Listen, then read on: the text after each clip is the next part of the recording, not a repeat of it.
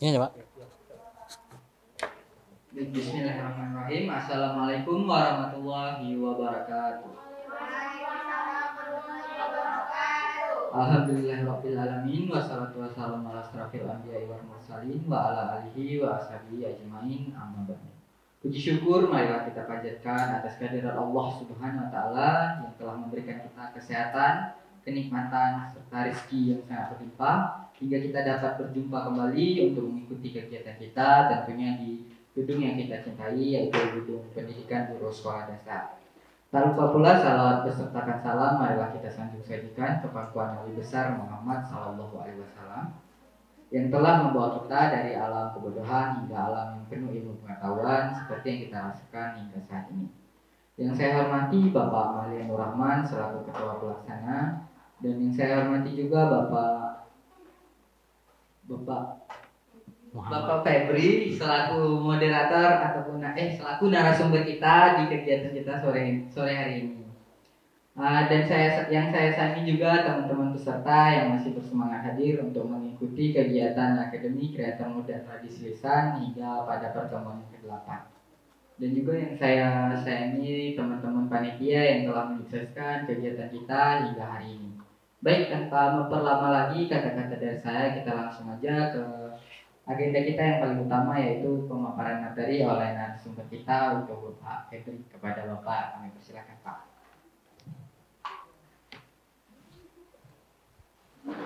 Bismillahirrahmanirrahim. Assalamualaikum warahmatullahi wabarakatuh. Waalaikumsalam warahmatullahi wabarakatuh.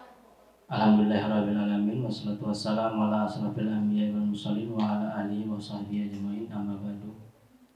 Puji syukur kehadirat Allah Subhanahu wa taala yang mana kita masih diberi nikmat kesehatan, kesempatan sehingga bisa hadir dalam ruangan ini berbagi ilmu dalam kegiatan Akademi Kreator Muda Tradisi Lisan. Salawat Nabi besar Muhammad SAW, semoga kita mendapat syafaatnya. Yang saya hormati Ketua Pelaksana Pak Mahlian Nur Rahman dan semua panitia pelaksana kegiatan. Sebelumnya saya mengucapkan terima kasih kepada Pak Mahlian Nur Rahman yang telah mengundang saya untuk menyampaikan materi berbagi ilmu berkaitan dengan materi pada hari ini. Tentunya materi hari ini yaitu yang sudah ada di yang sudah di layar, yaitu strategi mewujudkan kebinekaan global melalui tradisi lisan Aceh. Namun pada hari ini sebenarnya saya harapkan saya tidak hanya untuk menjelaskan materi saja, kalian tidak mendengarkan, tapi harapannya nanti ada berbagi praktik bagaimana menyusun strategi untuk mewujudkan kebinekaan global tersebut melalui tradisi lisan. Jadi saya harapkan nanti partisipasi dari audiens atau peserta untuk meluangkan atau memberikan ide-idenya juga nanti. Jadi nanti kita akan sedikit berkegiatan, beraktivitas. Jadi tidak hanya sebatas mendengarkan saja. Karena kan sayang kalau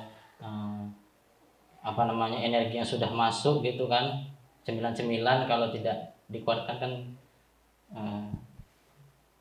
nggak bermanfaat gitu ya. Jadi langsung saja ya, untuk materi hari ini itu berkaitan dengan strategi mewujudkan berkebinekaan global melalui tradisi lisan Aceh.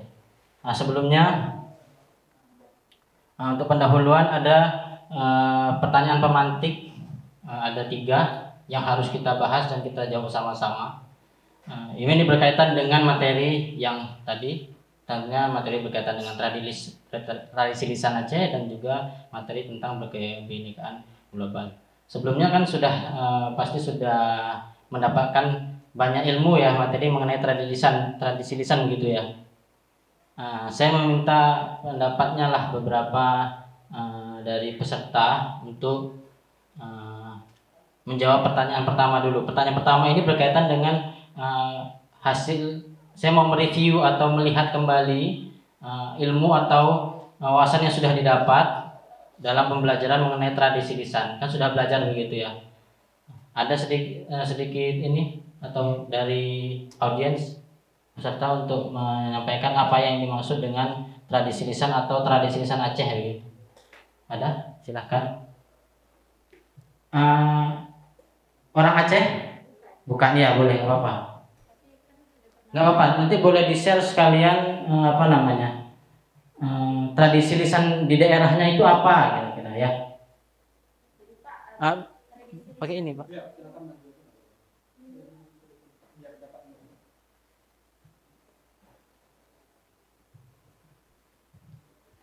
Jadi tradisi lisan itu adalah pesan yang disampaikan secara turun temurun dari generasi ke generasi berikutnya. Kalau contohnya di Aceh itu ada semapa, puisi, hikayat, dan banyak lagi. Nah, kalau di daerah saya sendiri, yaitu di Sumatera Utara, sukunya apa? berbalas pantun Pak. Saya suku Jawa, cuman di Sumatera itu juga ada suku Melayu. Nah biasanya kalau di dalam pernikahan itu suku Melayu itu berbalas pantun gitu untuk menyambut si pengantin laki-lakinya atau perempuannya gitu. Seperti itu Pak. Ya, terima kasih. Terima kasih. Nanti mungkin saya bisa tambahkan ya mengenai ini berbagi ilmu terkait tradisi lisan sebelum kita bahas tradisi lisan Aceh. Tradisi lisan daerah Jawa, saya juga Jawa. Yang Aceh tadi boleh, tadi tradisi lisan itu adalah pesan yang turun temurun dari generasi ke generasi disampaikan gitu ya melalui lisan mulut ke mulut gitu. Tadi di Aceh tadi ada apa? Semapa ya. Ya. Boleh orang Acehnya langsung, yang ada orang Aceh? Ada orang Aceh sini? Nah ini udah nggak apa namanya, kita mau berkebinekaan global, masa nggak mengakui dia orang Aceh gitu? Nggak ada ya? Nggak ada.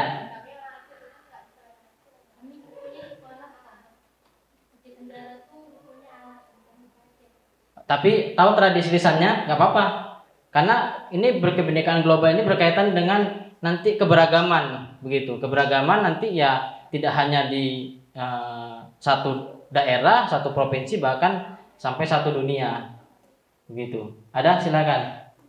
Nggak apa-apa.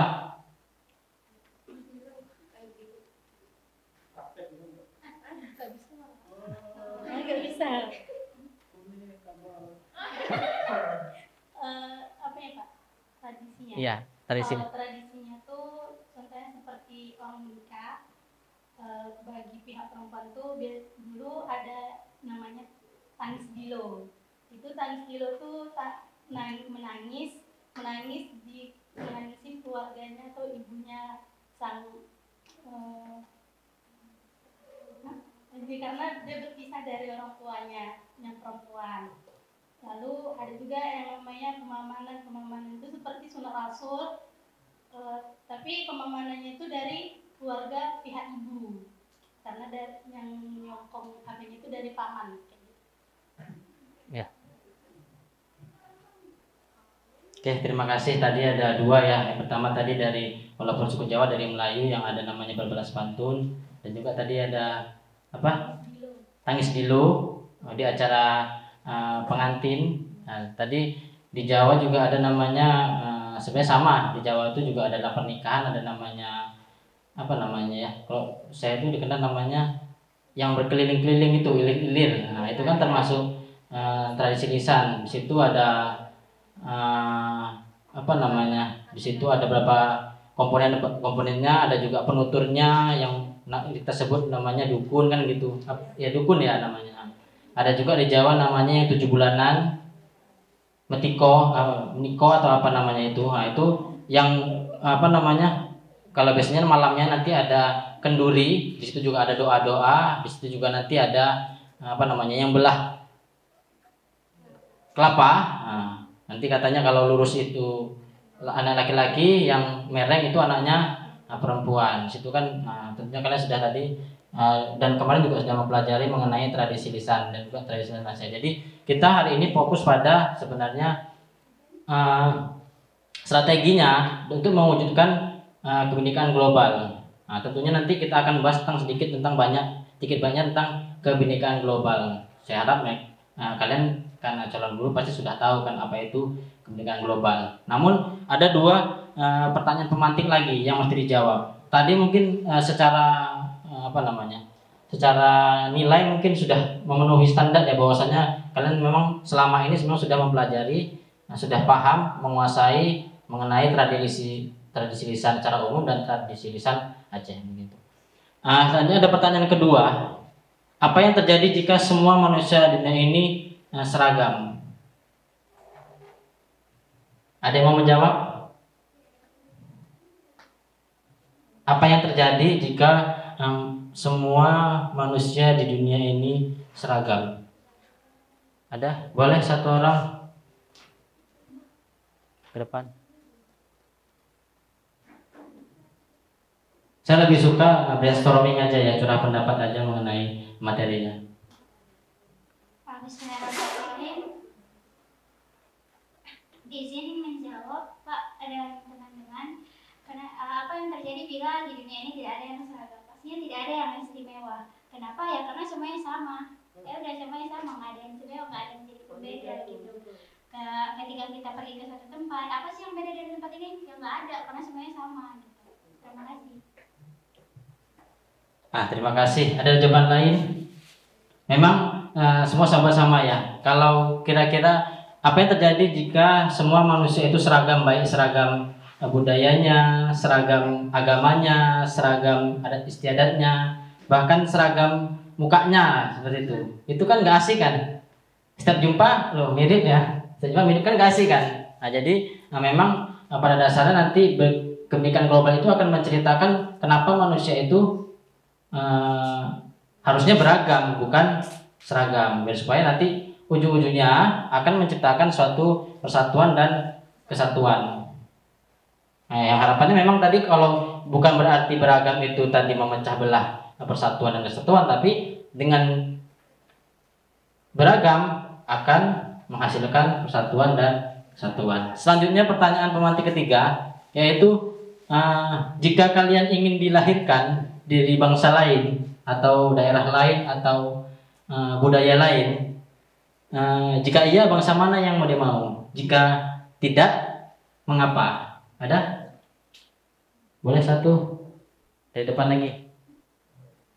Mana tahu kan ada yang mau, saya nggak suka jadi bangsa Indonesia, saya mau jadi orang Korea. Jelaskan alasannya gitu. Karena ini nanti akan menjurus kepada berkebinekaan global begitu. Ayo, jangan malu-malu.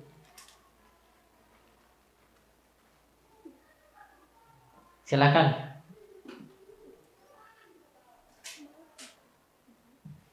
Ada tuh pertanyaan, tinggal jawab. Silakan, jangan malu-malu.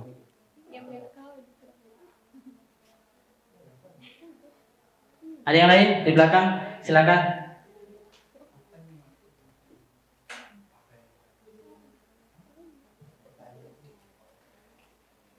Atau kalau saya jika dilahirkan dengan bangsa lain, saya nggak mau. Saya tidak jawabannya. Kenapa? Karena saya mau tetap mungkin di daerah lingkungan Asia Tenggara. Karena di Asia Tenggara orangnya ramah-ramah, kan begitu. Mudah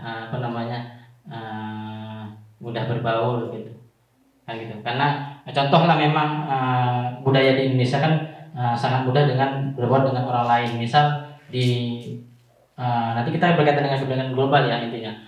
Kita saja kalau jumpa dengan orang yang nggak dikenal, minimal kita gitu senyum kan. Padahal nggak dikenal.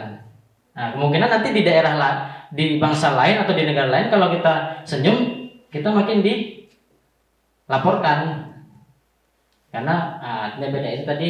Itulah tadi keragaman, ya kan? Bukan berarti dari ada istiadat, tapi budayanya juga mencantumkan keragaman. Ini 3 pertanyaan ini menjadi pertanyaan pemantik untuk materi selanjutnya.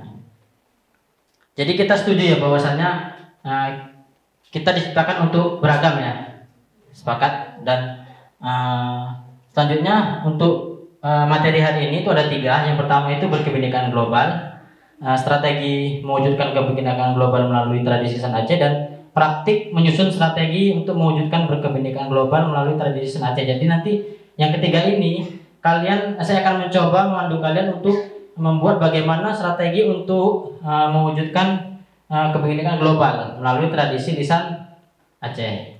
Nah, lebih seperti itu. Kita lanjut yang untuk pertama ini kebinekaan global. Sebelumnya sudah ada yang pernah mendengar kata berkebinekaan global? Sudah? Tunjuk tangan. Saya rasa sudah, karena ini mahasiswa semester 6 lagi, jadi sudah paham. Apa berkebinekaan global? Coba yang depan.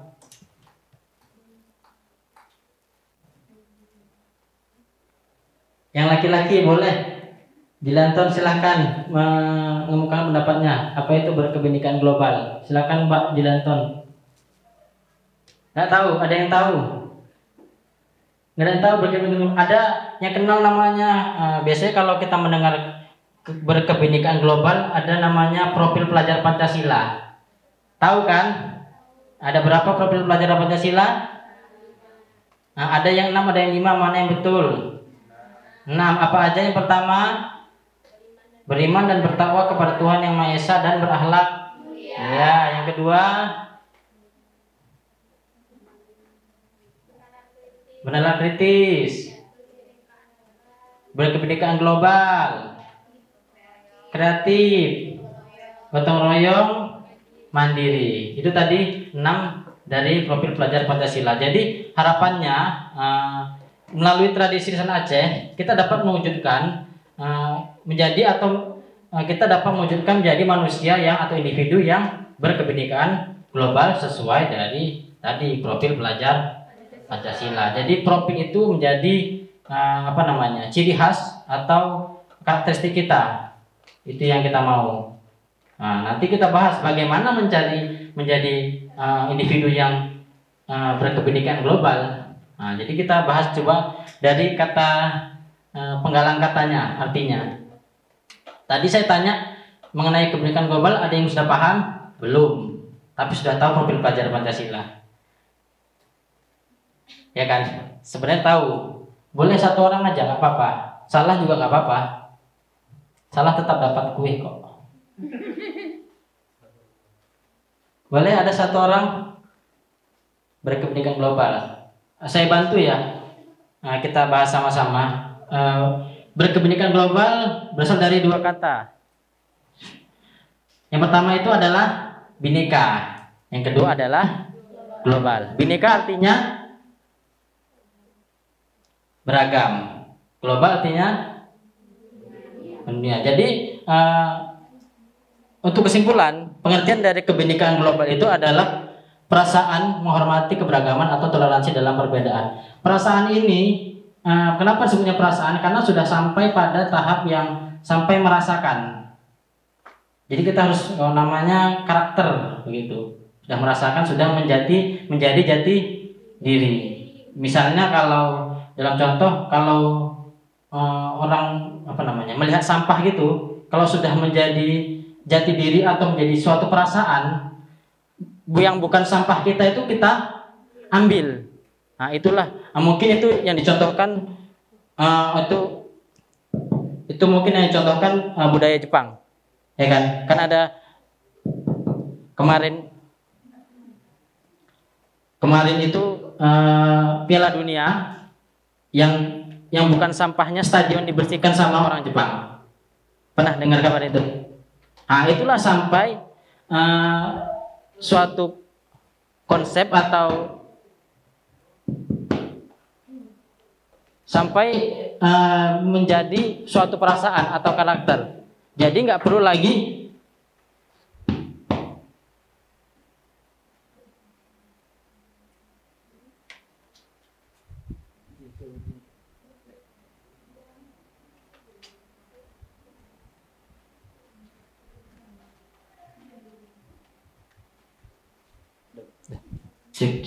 jadi nggak sampai lagi dia harus disuruh atau dicontohkan begitu. Kalau contohkan masih tahap yang paling bawah, tahap mendasar. Dia sudah sampai perasaan. Makanya kebinekaan global ini diharapkan kita mampu mempunyai perasaan untuk menghormati keberagaman.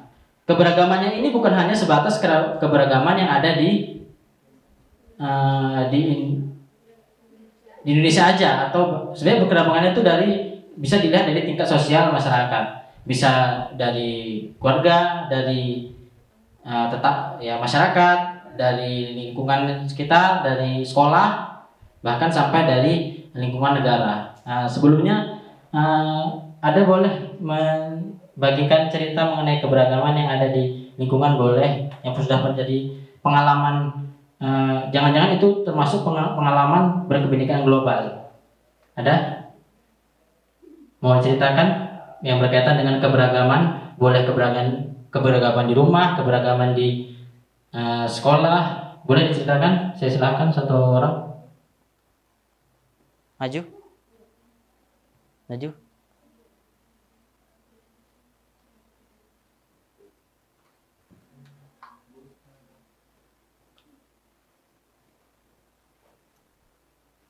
Izin, bismillahirrahmanirrahim. Assalamualaikum warahmatullahi wabarakatuh. Perkenalkan, sebelumnya nama saya Astri Aida Sari. Saya izin menjawab, Pak. Membagikan pengalaman mengenai keberagaman yang saya dapatkan itu yakni ketika saya memasuki jenjang pendidikan tinggi ini seperti Universitas Samudra. Yang dulunya kan saya berasal dari Aceh Singkil, yang sebelumnya teman-teman saya itu cuman ya dari Aceh seperti itu. Ketika saya pergi ke Universitas Samudra ini, tidak hanya dari Aceh, saya juga menemukan beberapa teman-teman saya yang misalnya seperti dari Sumatera Utara atau dari mana lainnya. Apalagi ketika saya berada di semester 3 kalau tidak salah, saya itu bertemu dengan teman-teman PMM yang bahkan mereka ada dari Kalimantan, dari Sulawesi, atau bahkan dari provinsi Jawa yang lainnya. Seperti itu, Pak. Seperti itu pengalaman saya mengenai keberagaman. Jangan dulu. Karena ini keberagaman ini kan berkaitan dengan kondisi yang ada pada diri kita, dan ada orang lain yang masuk kan begitu. Mungkin kita juga masuk ke daerah orang lain. Sebelumnya dengan adanya keberagaman itu kira-kira ada nggak hal-hal atau pengalaman yang menarik? Misal kita mengikuti budayanya atau apa, ada nggak seperti itu? Sejauh ini pada saat semester 1 pada pembelajaran IPS kalau tidak salah, Pak. Jadi teman-teman yang berbeda kebudayaan itu menerangkan mengenai kebudayaannya sendiri. Misalnya masyarakat Aceh menerangkan bagaimana itu tradisi Aceh, atau bagaimana itu tradisi bagaimana pakaian adatnya. Seperti itu pula nantinya dari Batak, dari Jawa. Jadi karena pembelajaran itu saya tahu bahwa tradisi mereka itu berbeda dari tradisinya saya. Seperti itu, Pak. Oke. Jadi silakan dulu. Terima kasih. Jadi mungkin sudah pernah mengikuti ini kegiatan-kegiatan yang misalnya budaya di Aceh, sudah pernah? Dari sana sini karena kebetulan ikuti materinya. Nah, mungkin kalau dari saya sedikit cerita pengalaman. Kalau dulu saya kan suku Jawa. Ini cerita keberagaman ya, suku Jawa. Saya bukan nggak suka, tapi orang tua saya itu menghindari kalau saya itu jangan nikah sama orang Batak. Jangan nikah sama orang Batak apapun itu, karena Batak juga beragam kan gitu kan, ada yang Karo, ada yang Angkola, ada yang Mendeling, ada yang Toba kan begitu. Jadi Batak apapun itu jadi kalau bisa dihindari, tapi ujung-ujungnya nikah sama orang Batak. Karena apa? Karena saya memberikan pemahaman yang mungkin yang salah dengan pemahaman orang tua saya mengenai suku Batak tersebut. Jadi ya mau nggak mau ya dari pengalaman saya, karena saya sudah terjun atau berbaur dengan suku yang lain dengan saya, otomatis saya akan mengikuti budayanya. Misalnya tradisi misalnya seperti contoh kalau di suku Mendeling, saya kebetulan nikah dengan orang Mendeling. Keberagamannya kalau suku Mendeling itu ada namanya upah-upah. Setiap apapun upah-upah. Ada tingkatannya begitu. Tingkatan dari yang pertama mora sampai yang anak boru. Kebetulan saya karena nikahi anak tulang saya, jadi namanya anak boru. Karena bukan dari keluarga.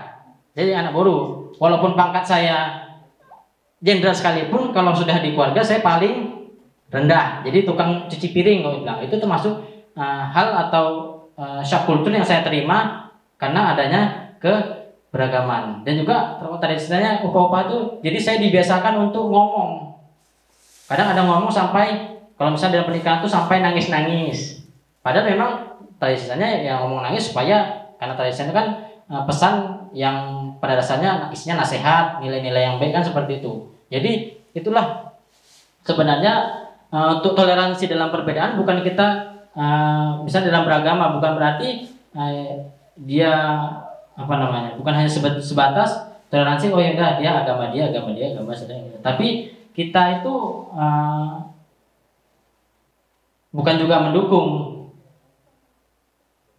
Tapi kita ya bukan juga sebenarnya itu bukan juga ikut terlibat. Tapi kita tidak mengganggu misalnya dalam beribadah. Dan juga misalnya kita misalnya masuk lingkungan tadi Aceh, ya otomatis kita mau nggak mau harus belajar bahasa Aceh. Bukan berarti kita menghindar atau tidak suka. Ya udahlah, karena walaupun kita kuliah di Aceh cuma sebentar, ya udah kuliah saja di Aceh sebentar nggak apa-apa, nggak belajar apa-apa pun nggak masalah. Tapi kita sebenarnya dalam toleransi itu juga harus namanya belajar tentang ya tadi bahasanya, budayanya, orang-orangnya seperti apa, itu harus kita pelajari. Bukan semata-mata kita oh ya udahlah nggak apa-apa, mereka dengan budaya mereka kita dengan budaya kita. Tapi dalam hal ini toleransi itu kita harus sampai belajar juga, tapi tidak meninggalkan dengan budaya yang ada di kita. Kalau lebih seperti itu. Paham di sini ya, bahwasannya memang bukan karena ini tradisi Aceh ini, misalnya tradisi Aceh kita nggak karena kita masuk ke budaya baru atau keragaman baru, ada istiadat baru, jadi kita nggak menghilangkan adat dan budaya daerah kita. Itu tetap memang harus kita lestarikan. Lebih seperti ini. Nanti kita strategi bagaimana cara untuk melestarikannya sampai kita menjadi manusia yang berkebinekaan global. Selanjutnya tadi berkaitan dengan pengertian. Selanjutnya ini berkebinekaan global ini hadir sebenarnya untuk menjawab tantangan toleransi di dunia global. Jadi kebinekaan global itu bukan berarti hanya di Indonesia saja. Di Indonesia tadi kan banyak beragam apa? Bahkan di Aceh ada suku-sukunya begitu, dipilah-pilah. Di Sumatera begitu juga, Sumatera Utara, sampai bahkan di dunia. Tapi kita enggak, karena kalau kalian searching kenapa menjadi tantangan toleransi di dunia, karena banyak kalau di searching aja di internet banyak mungkin permasalahan-permasalahan berkaitan dengan intoleran. Banyak misalnya masih adanya perang, itu kan namanya nggak toleransi. Adanya perang, ada kelompok-kelompok separatis, teroris, misalnya seperti itu. Ada juga masih kalau di berita-berita masih ada yang toleransi, apalagi banyak yang intoleransi terhadap agama. Ya kan, karena mungkin banyak berita, misalnya searching ada sedang puasa, patung dari budaya Bali ditutup, ada juga seperti itu. Ada yang kalau di baru-baru ini juga ada karena dia bukan anak dari orang kaya ditindas, itu kan termasuk bagian dari kekerasan juga kan seperti itu. Jadi kebinekaan global ini hadir untuk menjawab tantangan toleransi yang ada di dunia. Jadi tapi kita dibalik. Misalnya kalau saya contohkan gini, misal jadi kalau kita beli barang luar negeri kira-kira boleh nggak?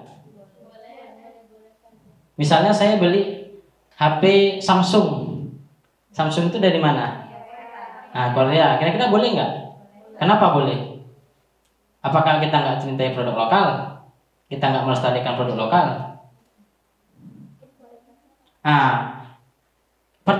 Kita sebenarnya tadi kita belajar atau belajar tentang kebudayaan baru atau membeli produk dari luar negeri itu bukan berarti kita tidak cinta produk lokal. Kita lihat itu apa, banyak pertimbangannya, seperti misalnya kualitasnya, daya tahan produknya kan seperti itu ya kan. Kalau di produk yang ini nggak bagus, sesuai dengan kebutuhan kita. Jadi kita boleh untuk sama juga, kita juga sebenarnya perlu juga kita harus mencari ilmu mengenai budaya, misalnya tadi di luar, di negara lain itu seperti apa, ya boleh.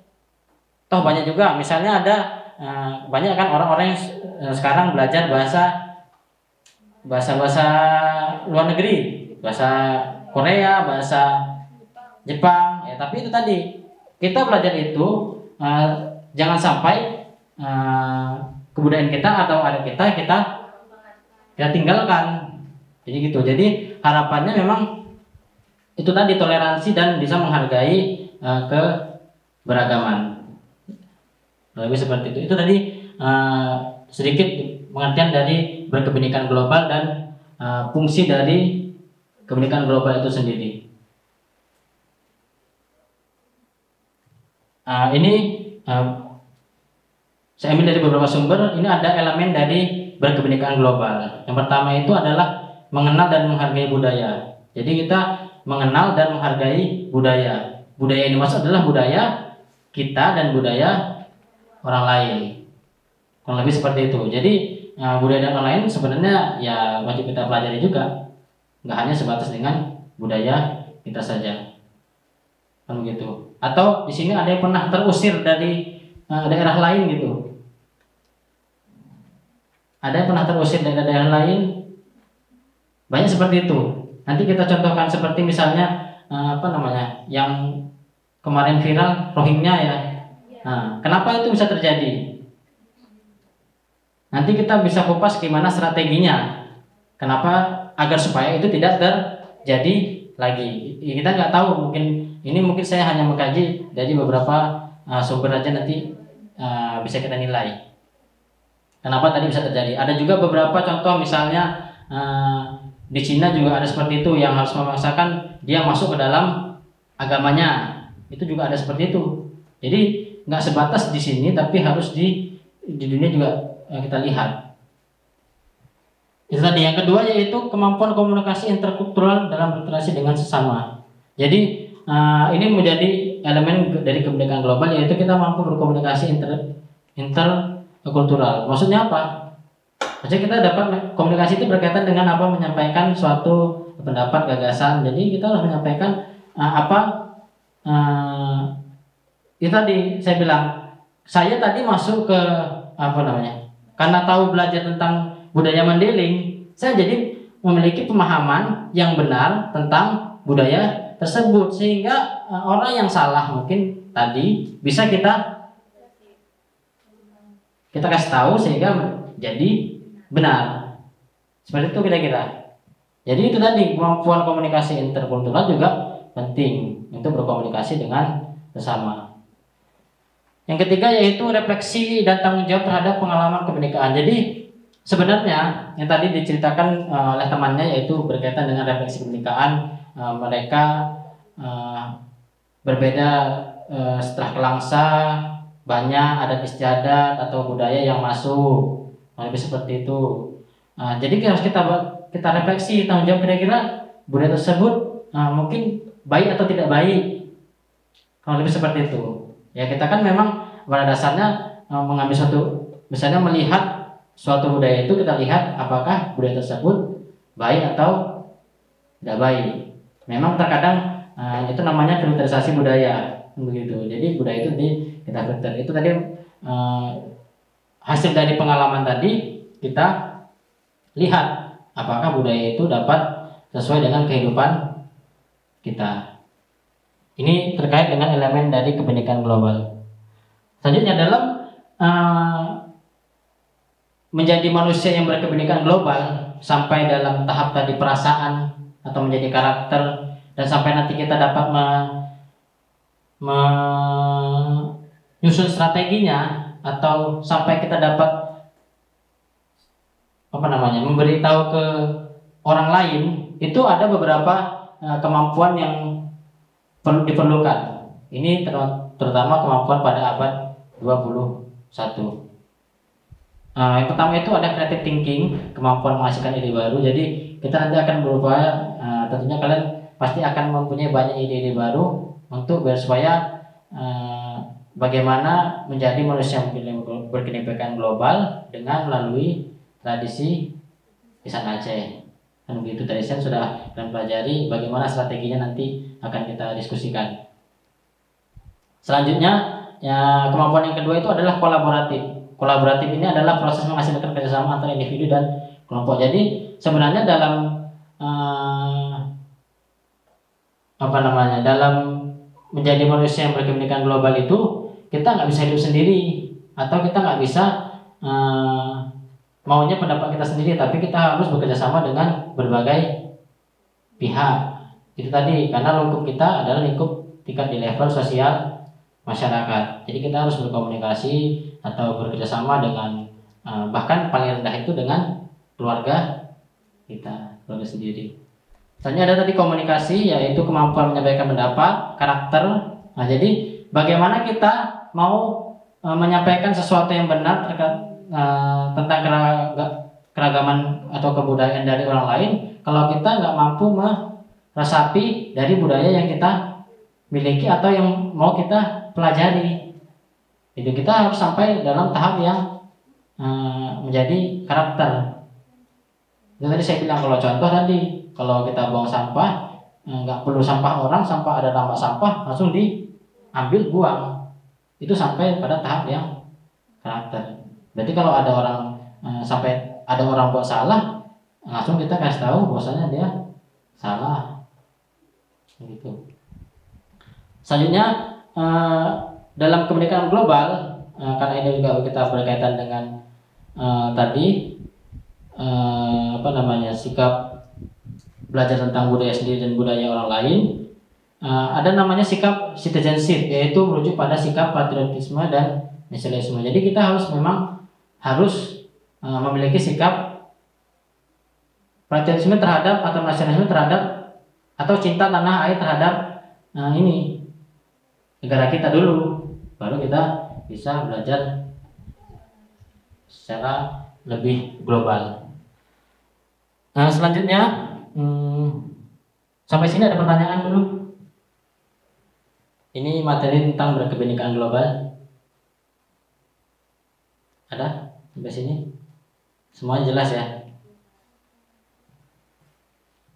Saya lanjut.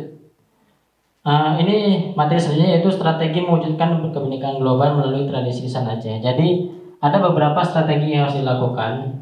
Memang strategi ini saya kumpulkan saja jadi 3 poin, gitu ya. Memang banyak sebenarnya kalau dicari strategi-strategi yang lain. Mungkin saya mengumpulkan hanya 3 poin saja. Yang pertama itu adalah pendekatan budaya. Pendekatan budaya ini lebih ke cara memandang budaya sebagai objek kajian, sebagai suatu fenomena dari unsur-unsur yang saling terkait bersama secara hierarki dan fungsional. Ini lebih sebenarnya lebih banyak pada peran kalau aktivitasnya atau yang dapat dilakukannya, tindakannya itu lebih banyak ke pemangku kebijakan atau pemangku kepentingan atau pemerintah biasanya. Pendekatan budaya ini dimaksud dengan kita mendekatkan budaya itu ke kelompok-kelompok atau ke individu-individu. Misalnya kalau di suatu daerah itu membuat pos-pos budaya atau membuat lembaga-lembaga tentang kebudayaan, ya kan? Tapi lembaga-lembaganya memang pada sekarang ada, tapi mungkin aktivitas atau kegiatannya bukan nggak jelas, tapi nggak tahu mau dibawa ke arah mana gitu. Sehingga tadi tradisi lisan Aceh tadi ya setak sampai yang sesepuh-sepuhnya aja, ya kan? Begitu anak-anaknya banyak. Sebenarnya di era sekarang banyak yang seperti itu. Orang Aceh tapi nggak bisa bahasa Aceh. Sama saya seperti itu juga. Orang Jawa tapi nggak bisa bahasa Jawa. Bisa bahasa Jawa tapi sedikit-sedikit. Istri saya gitu juga, orang Mandailing tapi tidak bisa bahasa Mandailing. Saya bisa nyanyi Mandailing bisa. Itu termasuk dalam toleransi terhadap budaya orang lain atau keberagaman tadi. Jadi itu tadi tidak hanya sebatas membuat pos-pos budaya, tapi harus melakukan kegiatan atau aktivitas yang memang menjurus atau mengarah kepada pelestarian budaya tersebut. Jelas ya. Selanjutnya yang kedua yaitu adalah internalisasi di semua level masyarakat. Ini maksudnya ini sebenarnya yang kita lebih bisa mampu ke sana gitu. Internalisasi di semua level. Baik ini internalisasi ini berkaitan dengan proses menanamkan sesuatu keyakinan, sikap, nilai dalam bentuk pembinaan, bimbingan di berbagai level masyarakat, baik di keluarga, di masyarakat sekitar, di negara, bahkan sampai di dunia. Jadi kita yang bisa menjurus sana, misalnya atau di level sekolah. Sekolah kan kita bisa buat, misalnya contohnya dengan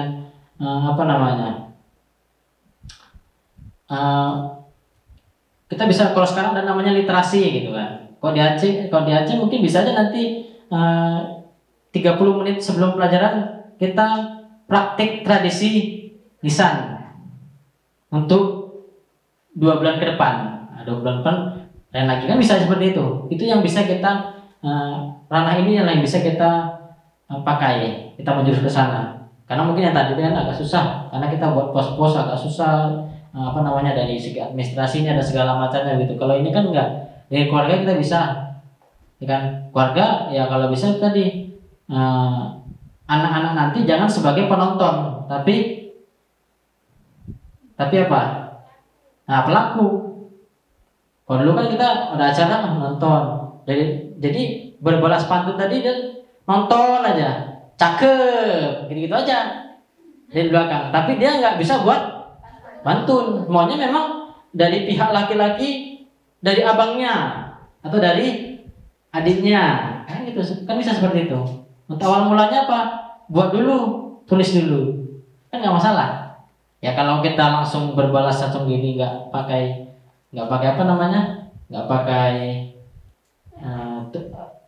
tulisan atau tulis dulu ya nggak hafal.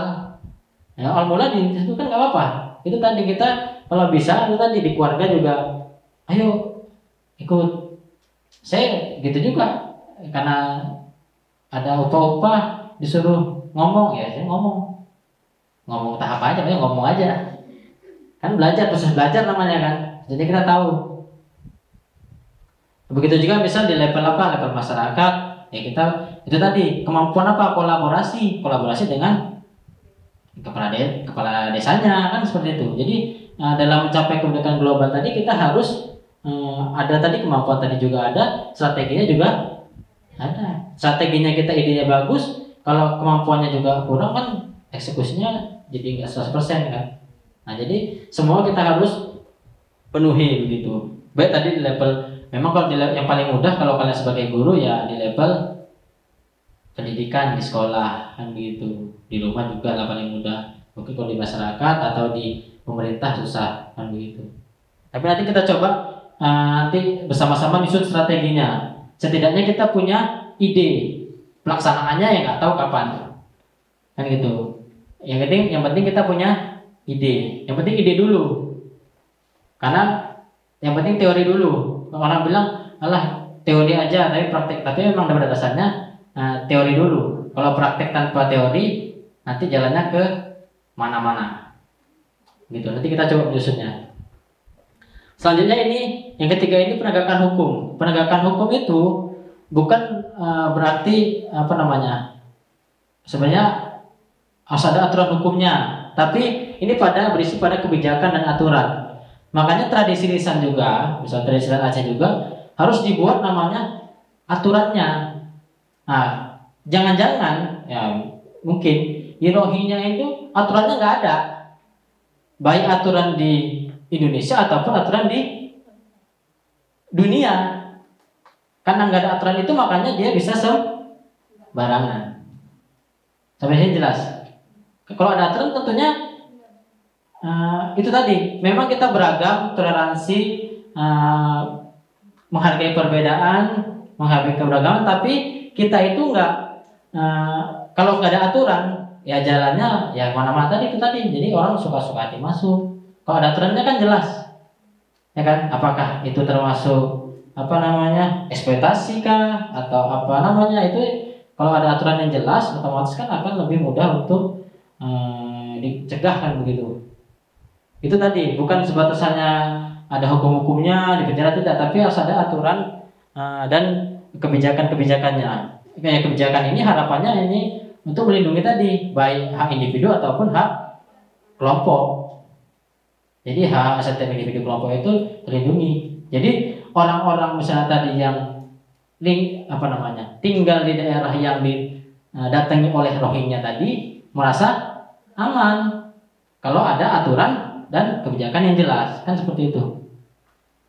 Baik itu aturan tadi, baik itu tadi baik yang datang ataupun yang tinggal di tempat itu, kan begitu. Nah, kadang-kadang mungkin memang aturannya juga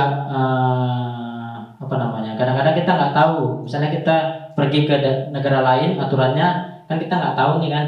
Kita senyum-senyum aja. Kenapa senyum-senyum pikirnya kalau kita bilang ke negara lain jadi sudah menjurus ke ini pelecehan seksual.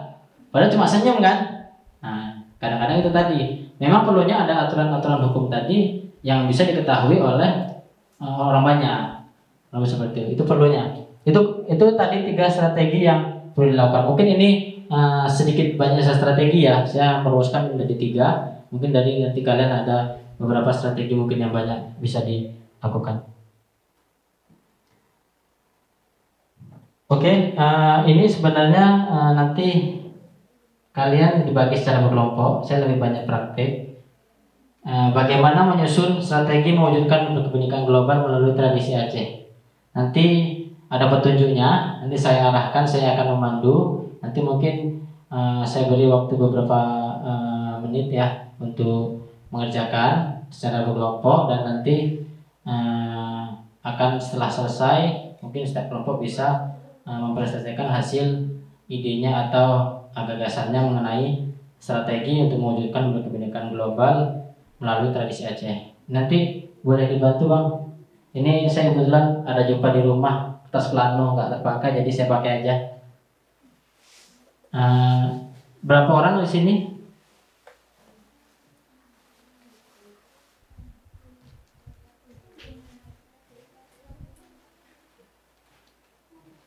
Dibagi-bagi aja Bang kalau nggak cukup. 4 atau 5 boleh. Silakan berbaur-baur aja.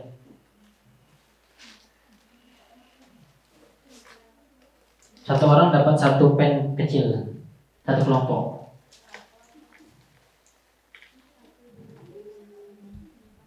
Jadi saya lebih banyak aktivitasnya kerja daripada mendengarkan. Karena sudah sore bosan, jadi bagus kerja saja. Bebas saja ya kelompoknya, ini nggak masalah. 4 kelompok juga boleh. Sudah jelas? Saya mohon diperhatikan ya. Di sini ada caranya untuk mengerjakan lembar kerjanya. Jadi nanti mengikuti seperti ini.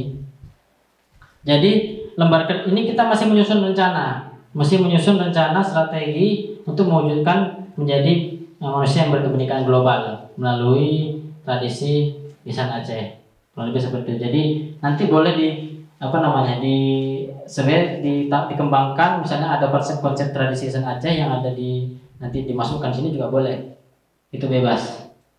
Ya kan, karena kita fokus pada strateginya, berkebinekaan globalnya, dan pada tradisi lisan Acehnya. Jadi di sini ada kolom, ada 4. Itu ada pemangku kepentingan. Jadi diisi nanti mungkin hasil fokus pada sininya ya. Sini. Mungkin rencananya ini kita buat rencana itu yang bisa rencana konkret yang bisa direalisasikan atau dilakukan. Misalnya ini saya membuat perlombaan video menarik tentang tradisi lisan Aceh yang dilakukan secara online dan terbuka untuk umum. Kan gitu. Karena supaya tadi orang lain bisa ikut walaupun bukan orang Aceh dan bisa belajar. Lebih seperti itu. Kekuatan atau potensi yang dimiliki itu diisi dengan sumber daya yang diperlukan, boleh, atau kekuatan kira-kira apa yang untuk mendukung rencana itu dapat berjalan. Ini saya buat satu, sebenarnya banyak. Ini berbagai media sosial. Ya banyak Instagram, bisa saja nanti di share di YouTube, live di YouTube kan seperti itu. Ini banyak. Saya fokusnya pada kekuatan pada media sosial sekarang. Media sosial sekarang kan berkembangnya sangat pesat, ya kan? Baik dari TikTok, YouTube itu kan berkembang banyak besar. Jadi di mana aja bisa lihat. Kalau seperti itu. Jadi untuk keterangannya diisi dengan langkah-langkahnya. Ini secara umum aja, langkah-langkahnya apa? Yang pertama itu tadi penentuan panitia, yang kedua menganalisis kebutuhan peserta, yang ketiga penjadwalan kegiatan, yang keempat pelaksanaan sampai monitoring dan evaluasi. Yang pemangku kepentingan itu diisi kira-kira kita mau kerjasama sama siapa. Bisa, saya tuh isi, saya isi bisa jadi sekolah atau bisa jadi lembaga di luar pendidikan.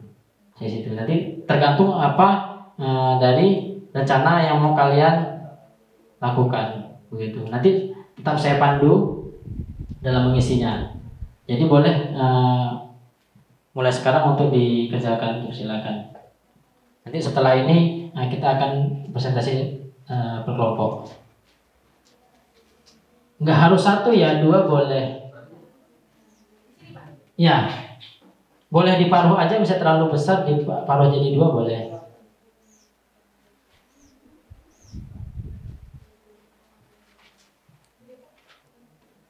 Karena orangnya banyak, saya buat minimal dua ya. Dua rencana. Dua kalau kita bilang dua kegiatan.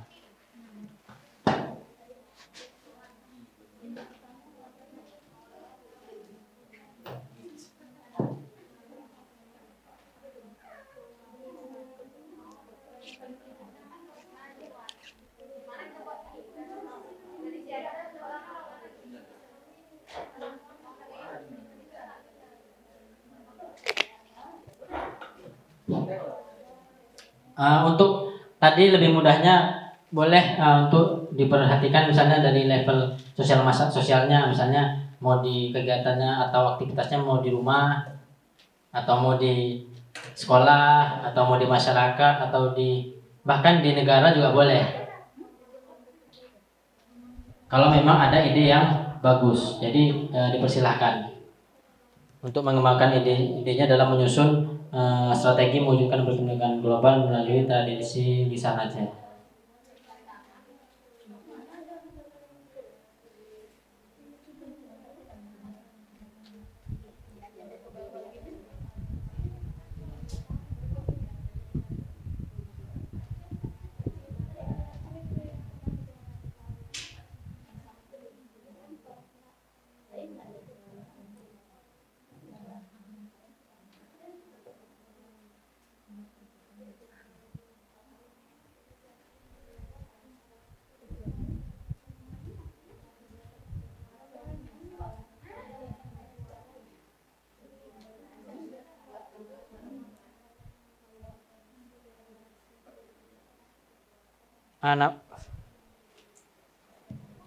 Namun sebenarnya ada satu lagi kolom sebenarnya, tapi nggak apa-apa, nanti bisa atau bisa dijelaskan saja pas presentasi. Sebenarnya ada nanti satu kolom itu berisi tujuan kegiatan itu apa sebenarnya. Itu boleh nanti dijelaskan nanti pas presentasi saja.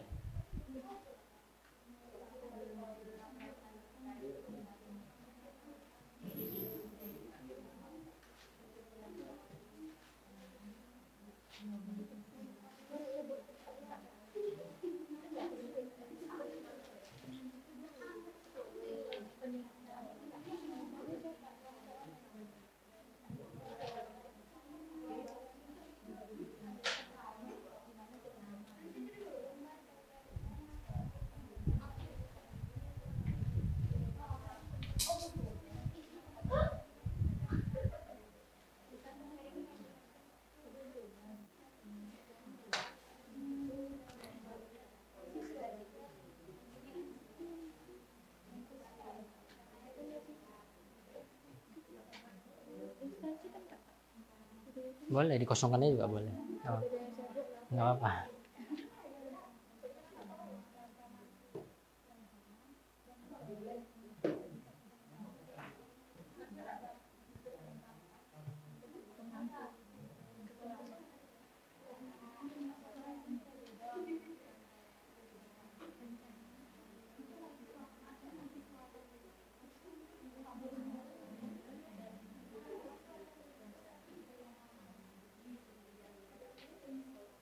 Ingat ya.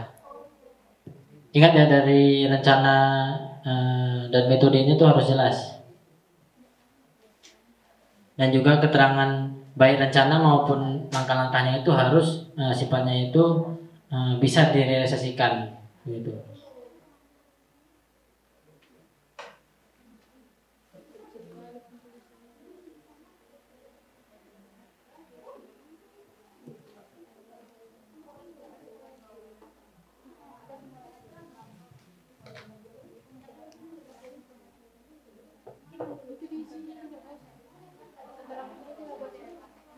Hah? Nah itu nggak apa-apa, kalau nggak terus nggak apa-apa.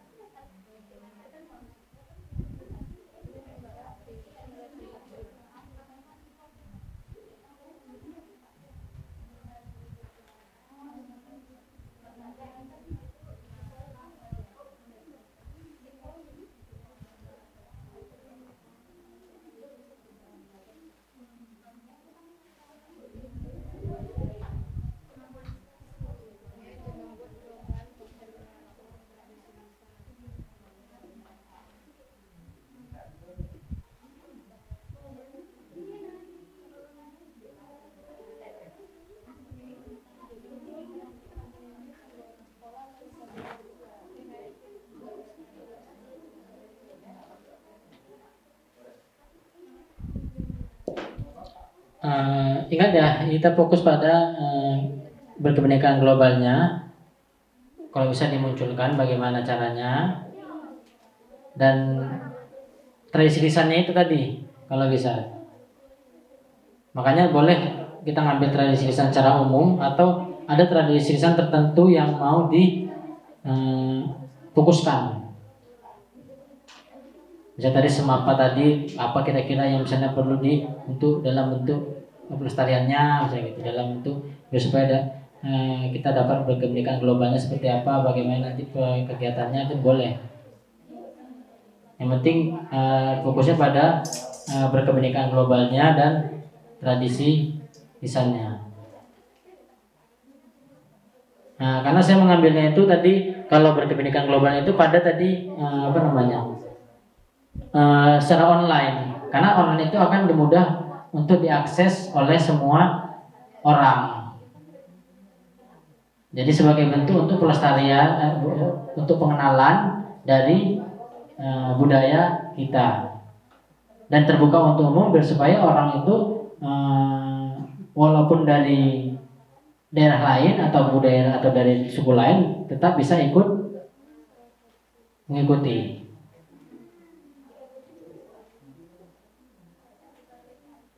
Karena terkadang gini, tradisi lisan mungkin di Aceh, mungkin sedikit banyaknya ada kesamaan, mungkin ada yang berbeda mungkin dalam namanya, mungkin ada dalam sedikit dari kegiatannya, mungkin hampir sama. Misalnya yang tadi berbalas pantun mungkin di Aceh mungkin ada juga berbalas pantun, di Melayu juga ada, mungkin bedanya pasti ada dari segi mananya.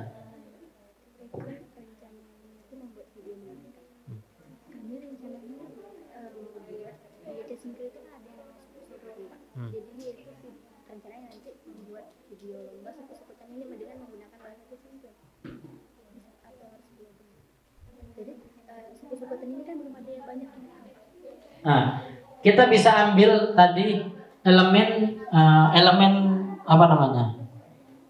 Supaya masukkan kebinekaan global itu, kita ambil dari elemen kebinekaan global. Kalau saya tadi kan dibuka untuk umum dan secara online, itu menunjukkan semangat atau motivasi kepada orang yang orang itu mungkin sedang ada duka, sedang ada baru selesai kecelakaan. Jadi kita memberikan semangat, tapi kita datanya tiba-tiba. Itu kan manfaat. Sebenarnya kan tujuan refleksi tanggung jawab itu kita tuh sebenarnya kalau berkeluarga atau sesama apa namanya, walaupun beragam, tapi kita kalau ada mungkin tetangga atau apapun yang sedang mengalami kesusahan, tapi kita harus mengunjungi atau memberikan support gitu kan. Itu kan pada dasarnya kan tanggung jawabnya kan itu kan. Nah, cuma kan mereka mungkin lebih tadi ke menyogok tadi. Nah, ini seperti itu, tapi pada dasarnya kan ada nilai-nilai yang harus diterapkan gitu.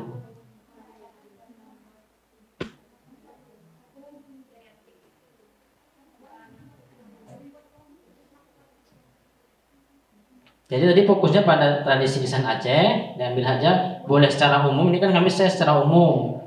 Saya mungkin karena nggak mengetahui beberapa tradisi Aceh, boleh secara khusus kalau memang ada tradisi Acehnya itu apa yang kira-kira yang perlu dikembangkan atau kira-kira dicari strateginya untuk supaya dapat kita berkepentingan global juga boleh.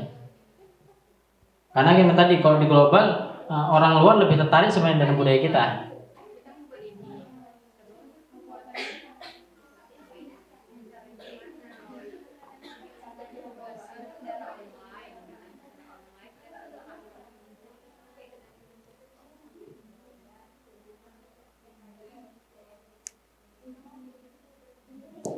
Ingat ya, kekuatan itu bukan berarti apa namanya. Bisa juga kira-kira apa yang harus dimiliki untuk melakukan kegiatan itu gitu.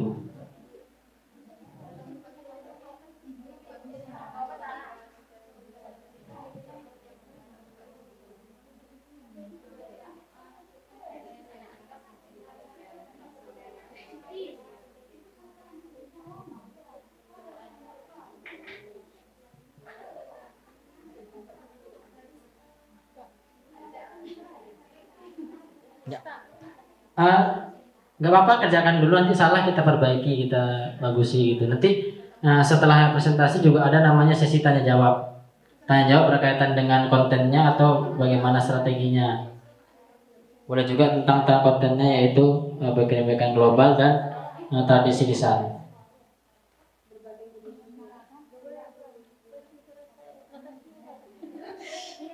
Ingat ya, kita fokus pada tradisi lisan.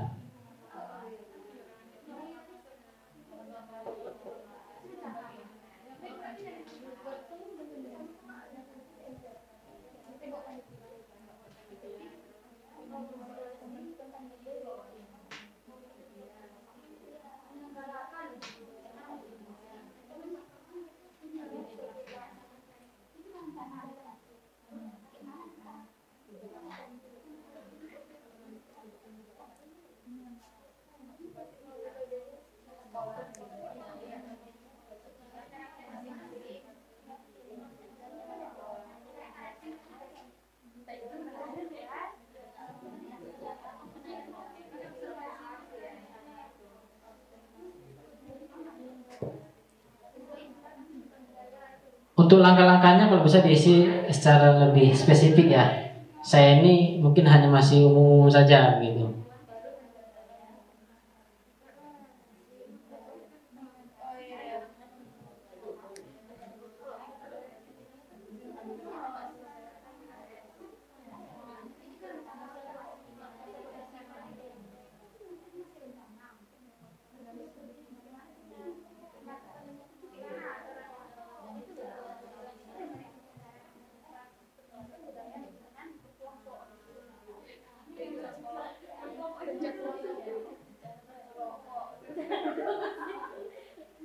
Metodenya boleh bermacam-macam ya, misalnya langsung saja metode pertunjukan langsung di lapangan suatu tempat itu boleh.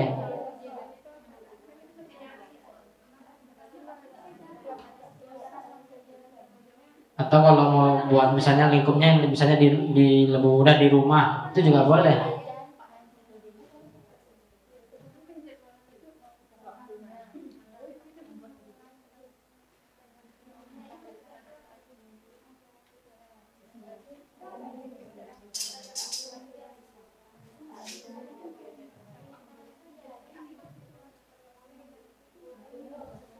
Karena nggak harus di luar, di rumah juga bisa sebenarnya kan.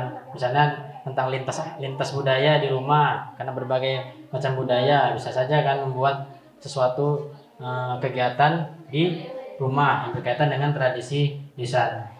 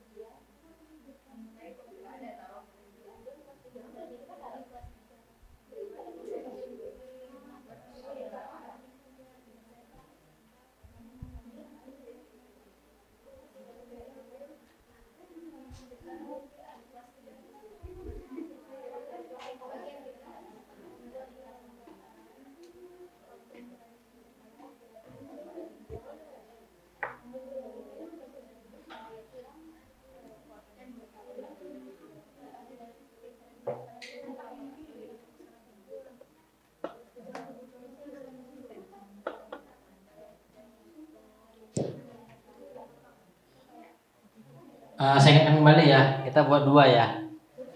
Ya nggak apa-apa, nanti lanjut. Lingkupnya tadi saya bilang boleh maksudnya boleh pendidikan boleh, sekolah boleh, rumah boleh. Jadi di sekolah juga banyak, di ekskul juga boleh, misalnya dalam kegiatan intrakurikuler ataupun ekstrakurikuler itu juga boleh. Misalnya di intrakurikuler atau kurikuler berkaitan dengan pembelajaran itu juga boleh, mengkaitkan pembelajaran dengan tradisi lisan itu juga boleh.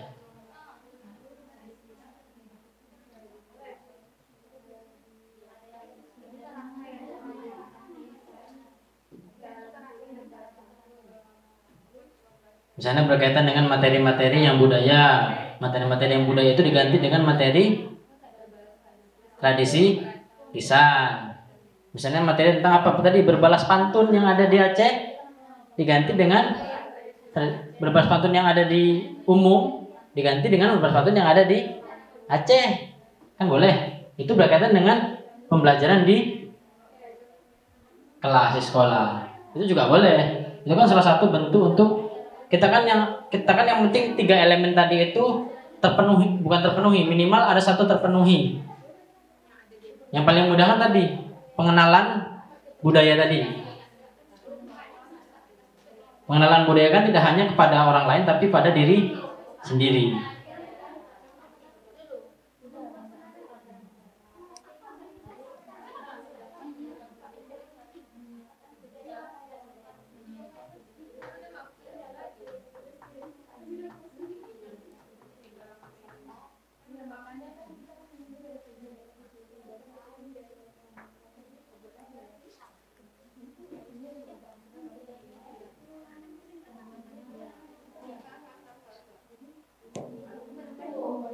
Sepuluh menit lagi cukup ya? 6 menit lagi cukup? 5 menit lagi cukup? 2 cukup lah ya, 10-15 menit lagi lah ya. Karena kan satu kan sudah mulai contohnya udah ada nih terkonsep. Satu lagi kan lebih mudah. Intinya kata kuncinya diperhatikan, ada kebinekaan global dan tradisi lisan.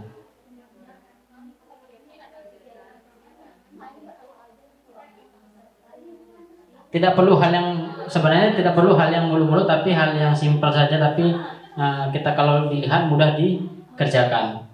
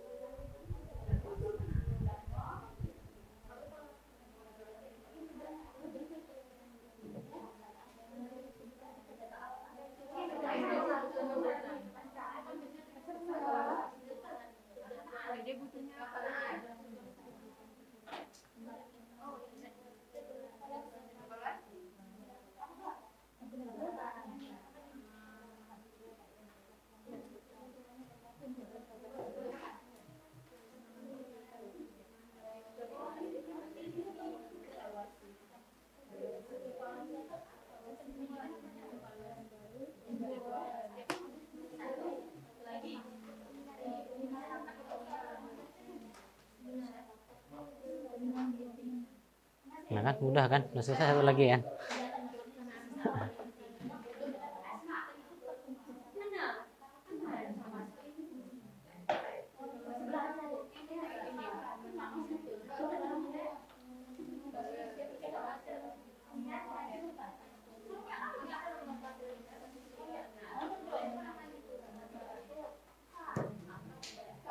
Sebenarnya jangan fokus pada ini, mungkin karena saya kasih stimulus ini tadi ya, membuat perlombaan video, jadi fokus pada itu tadi ya kan, mungkin jadi lebih banyak pertunjukan gitu ya kan.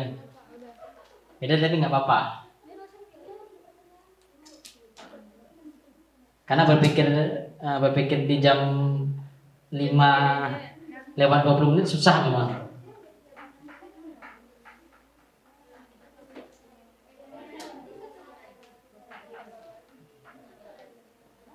Untuk mengembangkannya. Padahal memang tradisi lisan ini banyak sebenarnya, kalau dalam pembelajaran di sekolah tuh banyak sebenarnya kan. Ya kan, baik misalnya tadi pantun-pantun, puisi, hikayat gitu-gitu. Cerita-cerita, kisah mungkin seperti itu.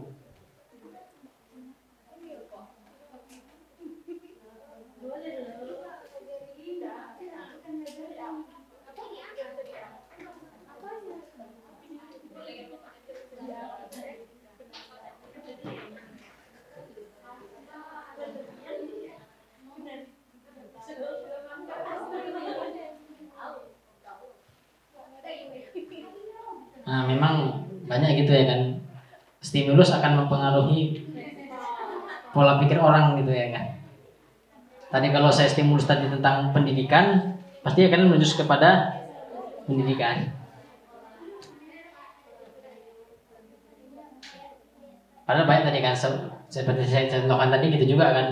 Yang biasanya mungkin di Aceh, mungkin di sekolah-sekolah dari pemerintah ada 30 menit literasi gitu. Tapi kalau sekarang ada namanya Selasa Jumat bakat. Nah, apa? Bakatnya apa? Bakatnya praktik tradisi lisan. Kan boleh gitu kan? Jadi apa? Nah, mungkin rencananya apa? Selasa Jumat bakat. Sejumkat. Selasa Jumat bakat. Kan boleh kan sebenarnya kan? Selasa Jumat bakat tradisi lisan. Kan kalau di Aceh itu ada juga namanya apa namanya? Sering selawatan itu kan, itu cuma itu kan juga tradisi lisan Aceh kan? Nah, itu kan ada nilai atau nasihat yang mau disampaikan begitu. Kalau tidak salah ya. Nah, itu kan termasuk bakat juga sebenarnya.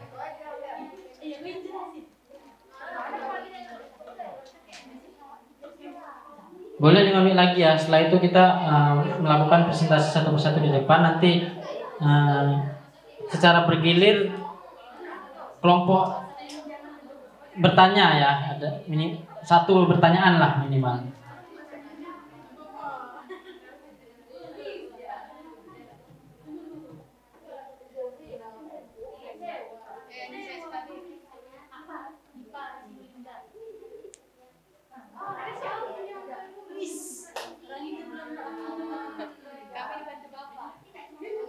Mana duluan juga boleh.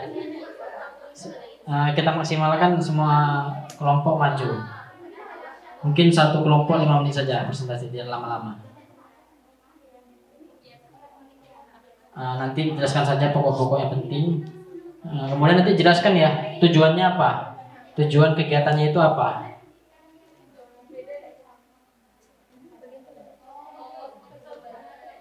Bagian-bagian mana yang mungkin akan dikuatkan.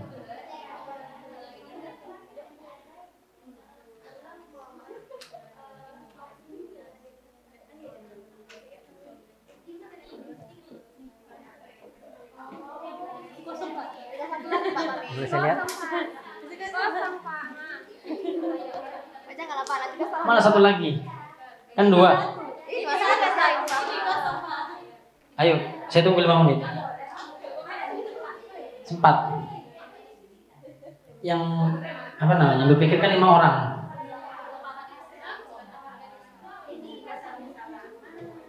Itu saya bilang tadi, nggak usah jauh-jauh, mungkin lingkungan di rumah juga bisa. Nah, ya nggak apa-apa, di rumah kita buat aja kegiatan sendiri, kegiatan mandiri. Ya apa kira-kira yang ada di rumah? Ya, kalau di rumah kita buat kegiatan kan yang penting ada ide, yang mungkin ide itu yang penting ide itu bisa dijalankan atau kira-kira realistis untuk dilakukan. Kecuali idenya itu tidak realistis.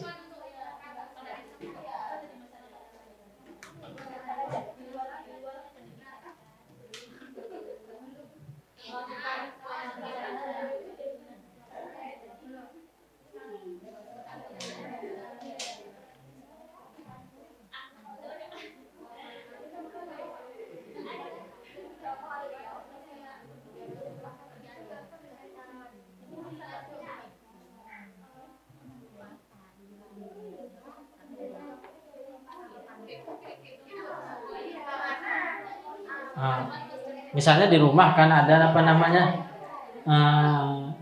mungkin dalam bentuk syair-syair, ya menyediakan apa namanya setiap, kalau apa namanya, mungkin kalau di suku Batak itu kan banyak tuh apa namanya orang-orang yang sekeluarganya itu hobi bermusik. Nah itu bisa juga kan dijadikan untuk tradisi lisan sebenarnya kan.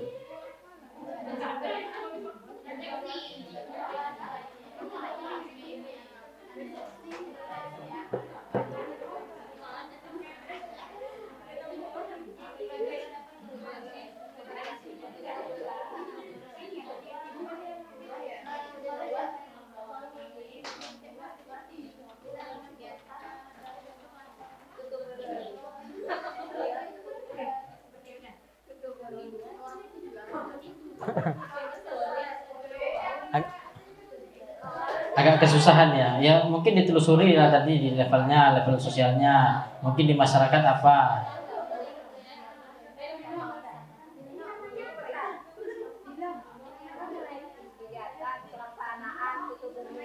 Mungkin nanti kalau mungkin untuk di masyarakat misalnya ada namanya, kalau di masyarakat ada namanya remaja masjid, ada buat namanya remaja budaya,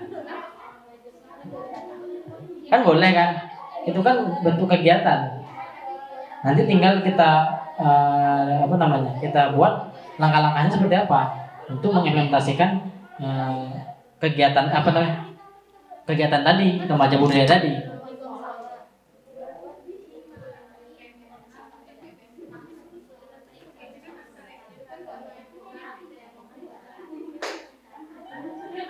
Itu saya bilang ini kan rencana aja. Ini kita hanya menyampaikan idenya aja. Dilaksanakan atau tidak dilaksanakan ya nanti urusan belakangan.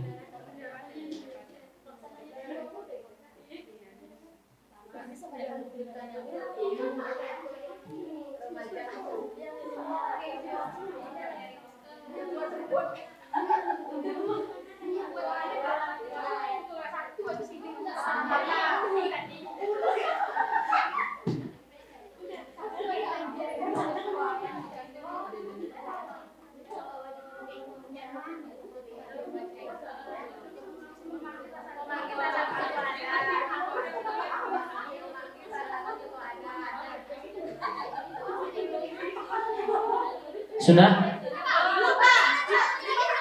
5:30. Nanti kita setting satu kelompok 5 menit aja.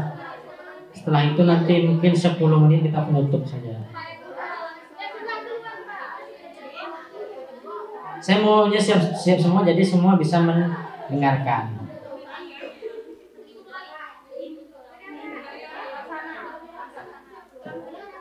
Sebentar ya, mungkin 2 menit lagi kita menunggu ini, 2 menit 3 menit lagi. Setelah itu kita presentasi.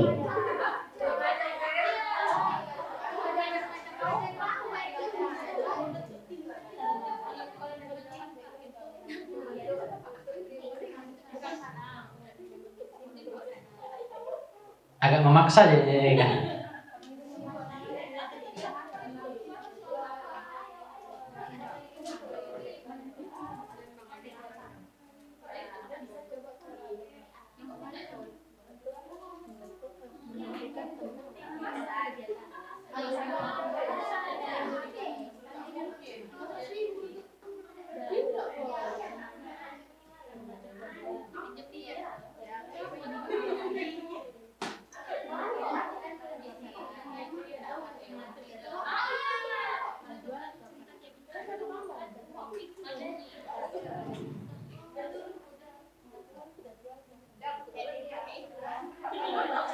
Sudah, yang di belakang sudah membuat lagi lagi.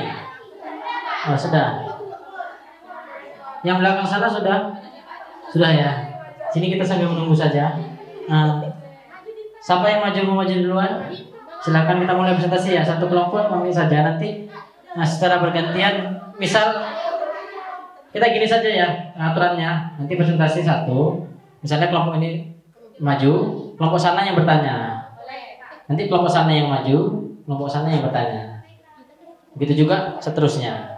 Jadi kelompok sini maju, kelompok sini yang bertanya. Bertanya nanti boleh berkaitan dengan materinya atau kegiatannya itu seperti apa. Boleh berkaitan dengan materi kebinekaan globalnya atau tradisi lisannya. Boleh seperti itu. Silakan, boleh mana? Sini dulu. Silakan, sana dulu, silakan. Jadi nanti sini yang bertanya. Yang lama-lama ngambil saja.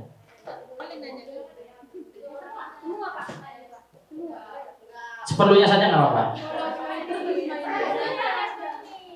Yang di sini itu hasil pemikiran dari yang di sana juga. Silakan ini. Nanti boleh diceritakan ini, boleh jelaskan sedikit tujuannya apa ya?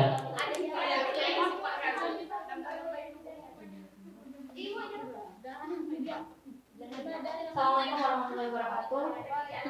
Teman-teman semua, kami dari kelompok 5 daerah. Internalnya di sini seleb PGSD. Baik, untuk pemangku kepentingannya ini yang pertama kami memilih lembaga luar pendidikan atau biasa disebut dengan masyarakat. Dan untuk rencana atau metode pelaksanaannya itu membuat perlombaan tradisi lisan. Teman-teman kan sudah kemarin ada masuk yang namanya cerita rakyat. Kalau di kami itu disingkil namanya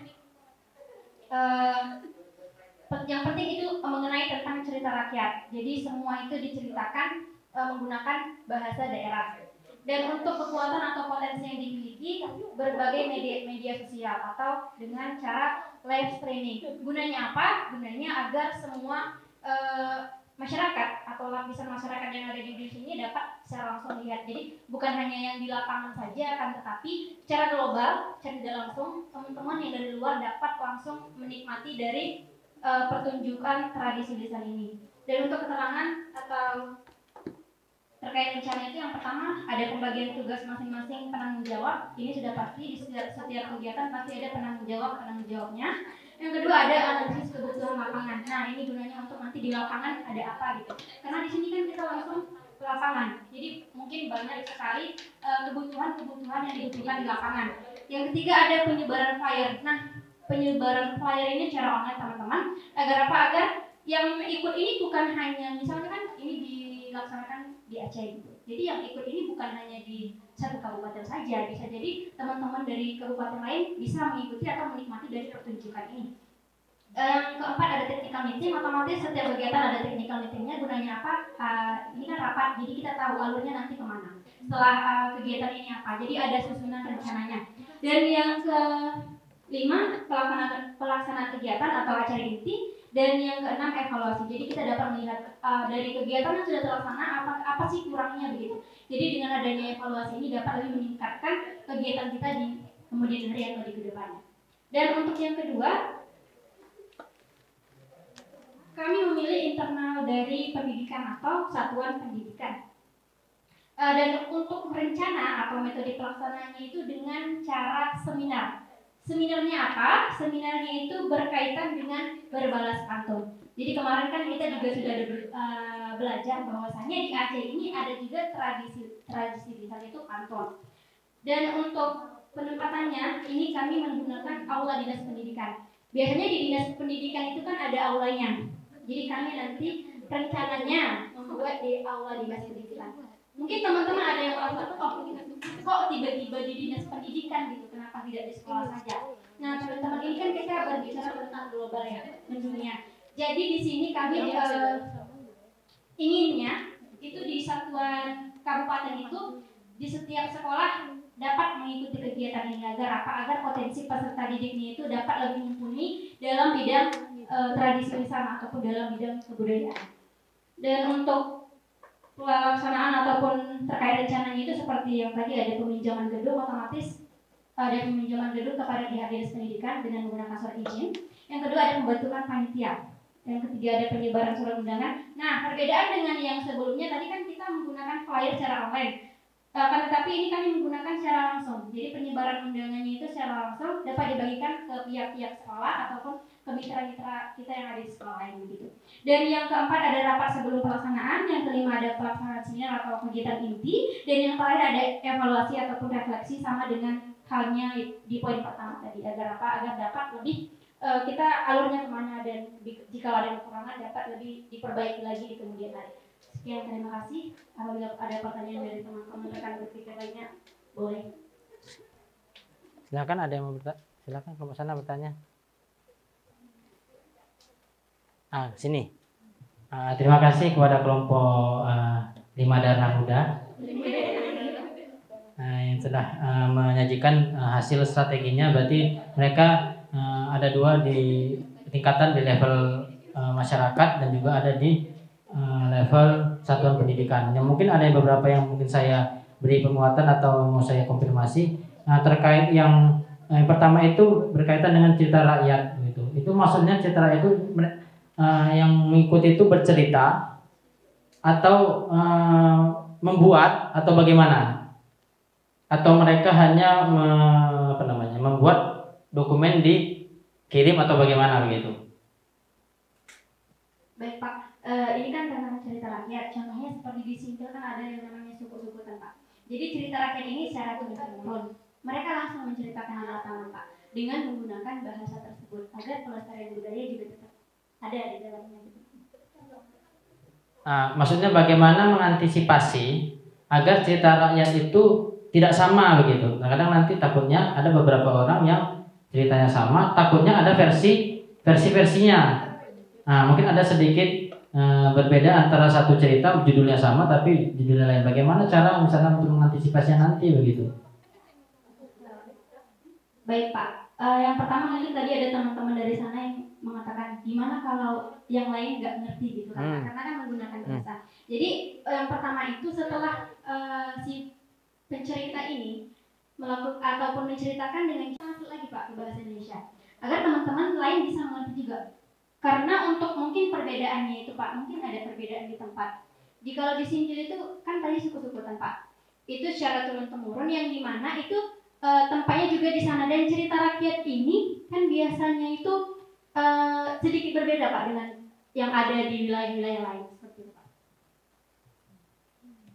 Jadi tadi antisipasinya gimana tadi? Bagaimana tadi antisipasinya takut antara satu lawan dengan teman pasti tidak masalah berarti? Nggak masalah gitu. Yang penting cita rakyat di Aceh lah begitu.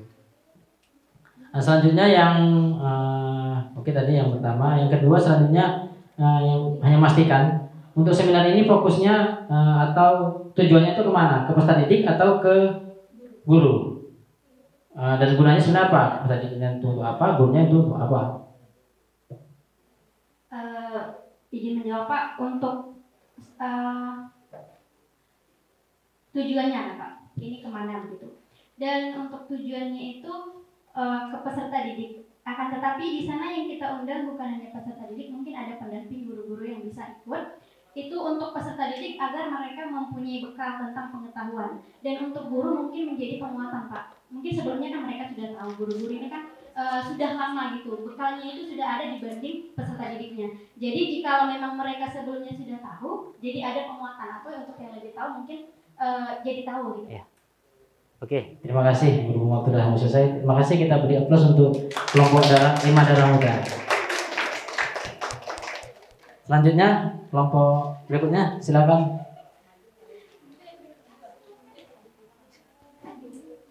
Singkat-singkat saja ya, poin-poinnya saja.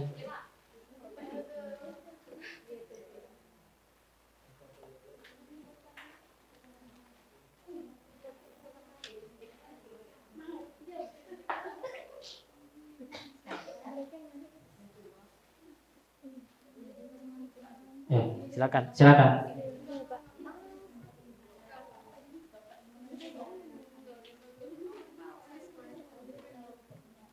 Bismillahirrahmanirrahim. Assalamualaikum warahmatullahi wabarakatuh. Izin semuanya teman-teman, kami dari kelompok Kiut akan menjelaskan hasil kerja kelompok kami. Nah, kami dari instansi PGSD ya teman-teman. Di sini kami ada membuat yang pertama itu ada pemangku kepentingannya itu sekolah dasar atau praktik. Nah, jadi rencana kegiatan kami itu seperti ini.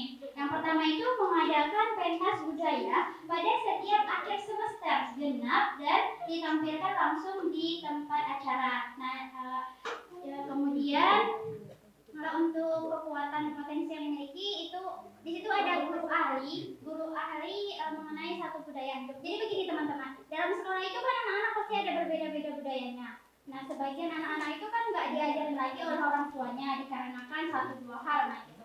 Nah, lalu di dalam sekolah itu ada guru yang ahli budaya gitu. Nah, sayang banget kan nih gurunya nggak berperan apa-apa di situ gitu. Makanya kami berencana di dalam sekolah itu dibuat pentas budaya lah gitu dari beberapa budaya yang ada di sekolah itu anak-anaknya itu. Kemudian mereka itu nanti dilatih. Terus di akhir semester mereka akan menampilkan budaya tersebut gitu.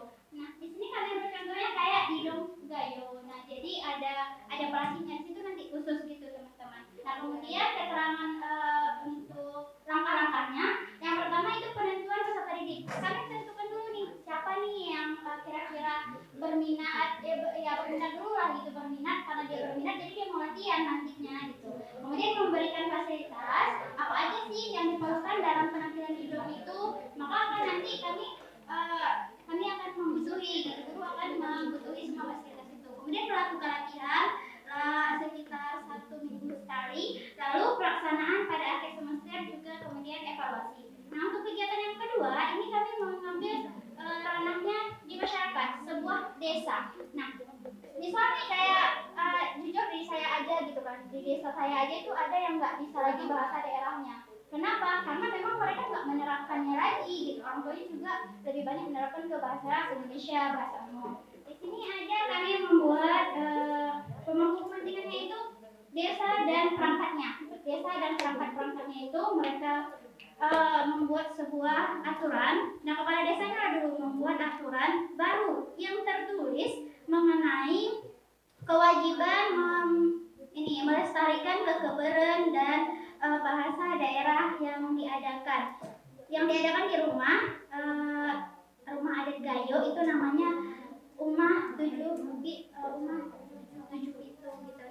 Nah, jadi nanti kepala desanya itu dan juga perangkat-perangkatnya membuat sebuah peraturan yang tertulis bahwa di setiap rumah itu harus menggunakan bahasa daerah. Setiap orang yang ada di desa itu menggunakan bahasa daerahnya dan juga menerapkan kekebalan ini kembali. Karena kan kita ketahui bahwa sebelumnya kekebalan itu sudah jarang digunakan.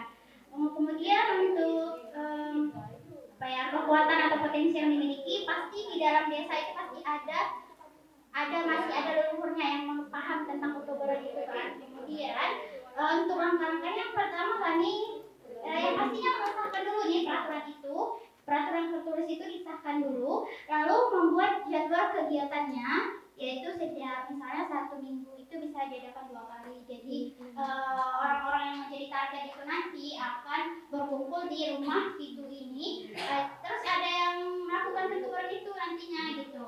Kemudian menentukan topiknya. Setiap pertemuan tuh dia mau cerita prukes gitu.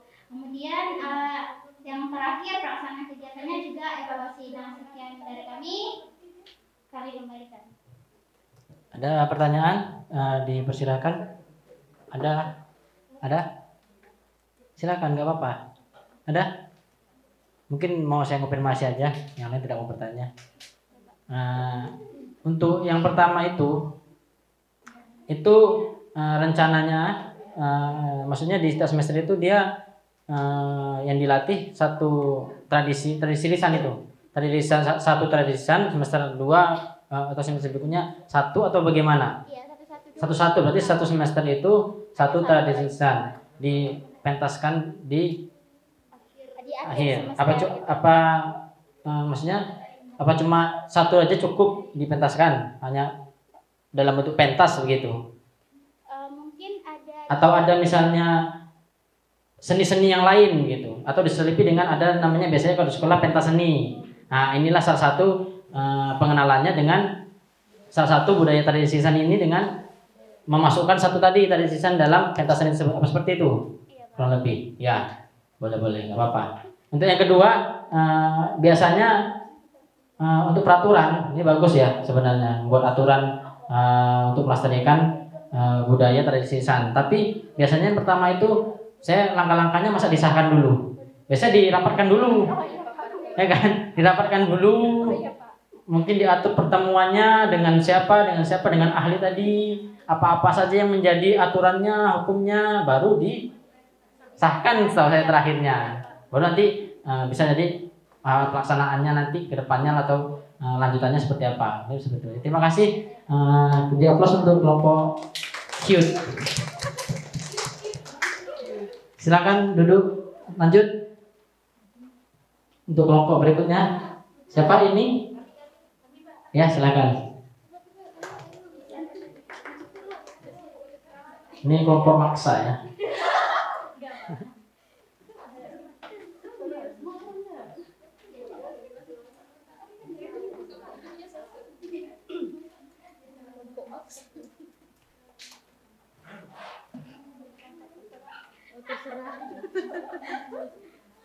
Terserah rumahnya.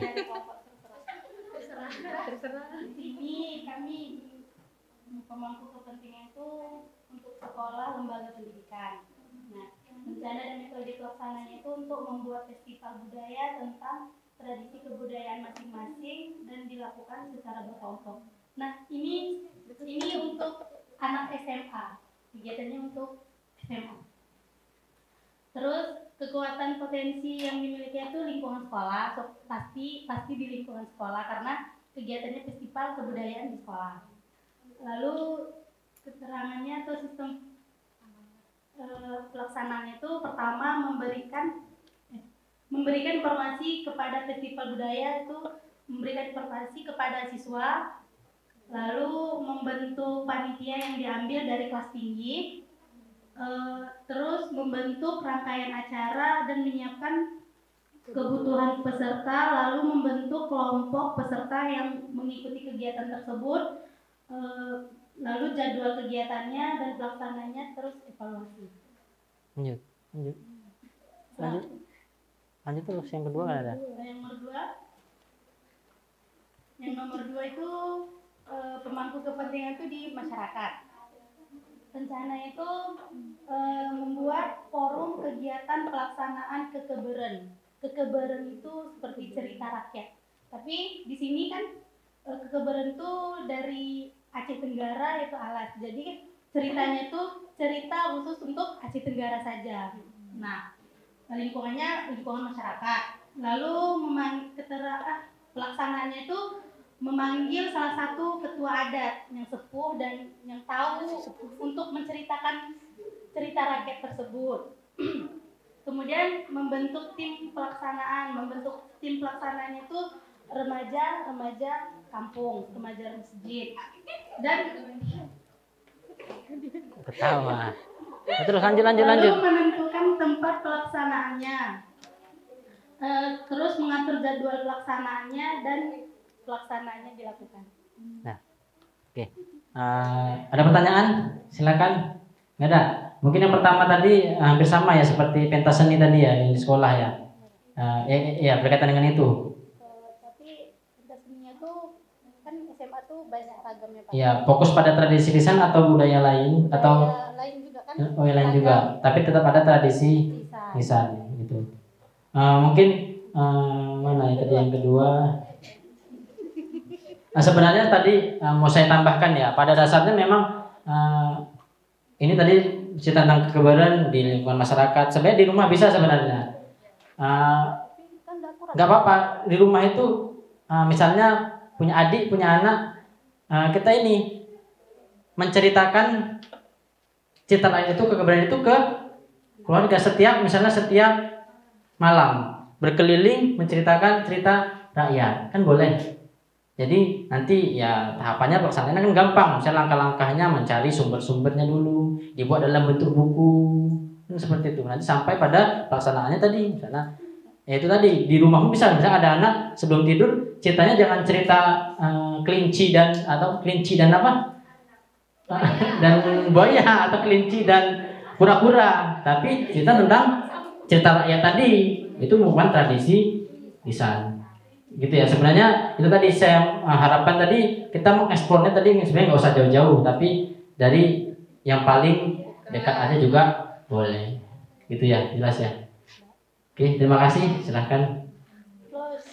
Terus seperti tadi kan, yang misal tadi lingkungan apa, lingkungan kos, ya kan, tradisinya apa? Kira-kira mau diambil tradisi aja apa, misalnya tadi berbalas pantun ke atau berpuisi atau bersyair kan boleh. Biasanya kalau orang Batak itu sering tuh dah kok di kos itu udah nyanyi lagu. Nah, nyanyi lagu menceritakan mungkin lagunya apa nih temanya? Oh lagi sedih nih, galau. Nah, bercinta itu tadi mungkin itu tadi berdasarkan tradisi dan cerita rakyat atau tadi puisi pantun itu boleh tadi. Nggak hanya tadi di lingkungan yang luas tapi lingkungan yang kecil juga boleh. Terakhir silakan. Kelompok YTTA. Silakan sampaikan secara singkat dan tempat dan tempo singkat-singkat.